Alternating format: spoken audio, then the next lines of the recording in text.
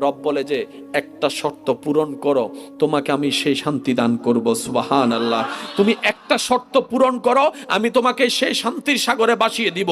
তুমি একটা শর্ত পূরণ করো, মাথার উপর ছাদ না থাকলেও বান্দা তোর মনে শান্তি থাকবেই থাকবে। সুবহানাল্লাহ। তোর ঘরে খাবার না থাকলেও শান্তি তোর অন্তরে থাকবেই থাকবে। বান্দা বলে মাওলা আমি শান্তি খোঁজার জন্য ঘর বানিয়েছি, শান্তিটা পাই নাই। বিয়ে করেছি, শান্তিটা পাই নাই। সন্তান এনেছি, শান্তিটা পাই নাই। ব্যবসা করেছি, শান্তিটা পাই নাই। আমি রিক্সা ছেড়ে বাজারও গাড়িতে চলেছি, শান্তিটা পাই নাই। তুমি কি বলছো মাওলা, এগুলা ছাড়াও শান্তি পাওয়া যায়? রব বলে যে হ্যাঁ পাওয়া যাবে, পাওয়া যাবে।